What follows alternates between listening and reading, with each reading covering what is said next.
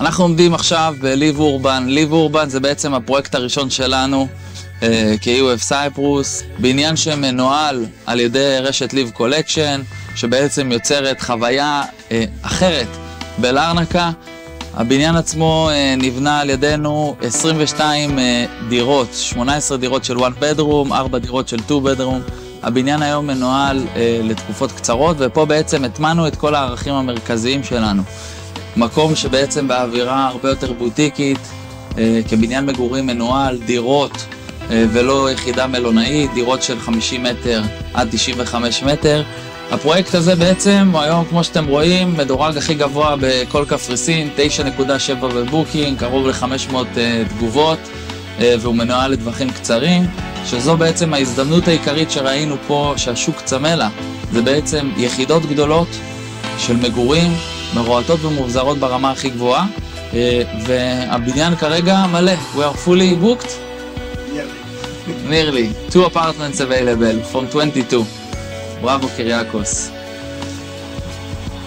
אנחנו בעצם נמצאים עכשיו באחת הנקודות הכי מרכזיות של העיר.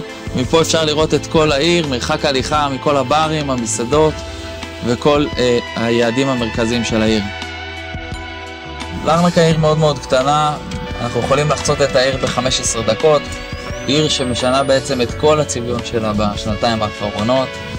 ברים קטנים, מסעדות, קופי שופס חדשים, אשר המחירים פה רק בשנה האחרונה עלו קרוב ל-20%. מצד ימין אנחנו כרגע נכנסים לאזור שעתיד להיבנות המרינה.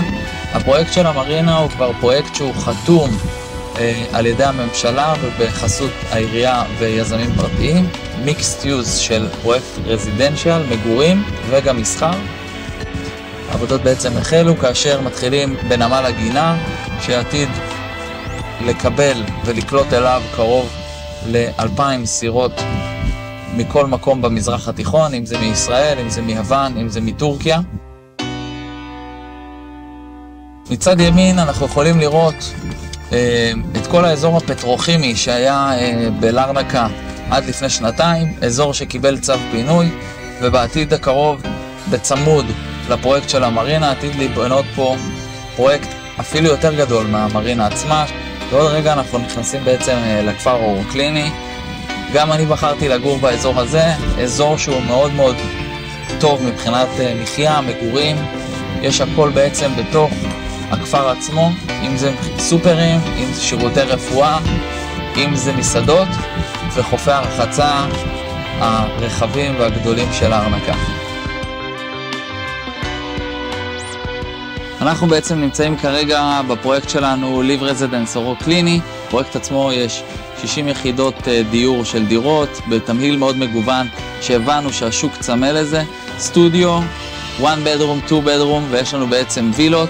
פרויקט מגוון, פרויקט צבעוני עם צבעים וחומריות של האיים של יוון, כחול, פסד ודברים מאוד מעניינים שבעצם יביאו את הפרויקט הזה להיות אייקוני באזור עצמו באורוקליני. הנקודה שבעצם אפשר לראות את כל ההתפתחות המדהימה שיש לעיר הזו להציע. אנחנו בעצם מצד ימין חצי ירח יכולים לראות את הסיטי סנטר של לרנקה הצפוף. לאחר מכן אנחנו רואים את הפרויקט של המרינה, האצבע שיוצאת לכיוון המים, פרויקט של המרינה, נמל הגינה החדש שיבנה, ולאחר מכן צמוד אליו כל האזור הפטרוכימי שפונה והולך להיות פרויקט שנקרא Land of Tomorrow. לאחר מכן אנחנו נכנסים לאזור של ליבדיה ואורוקליני. אנחנו בעצם כרגע בסייפרוס ואלי, הפרויקט עצמו שמוגדר כהדסטיניישן הבא של לרנקה קפריסין, פרויקט יוצר מציאות.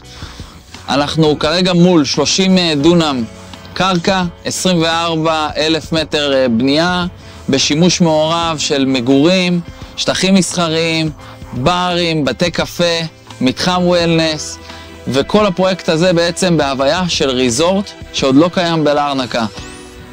הייטק אינדסטרי עם אוכלוסייה מאוד חזקה שבעצם מגיעה לקפריסין, מחפשת את המקום לשהות בו, דיזיין מאוד מהודק מבחינת תמהיל דירות, סטודיו, 1 bedroom, 2 bedroom, 3 bedroom, ובעצם facilities ברמה הגבוהה ביותר שיש לקפריסין להציע.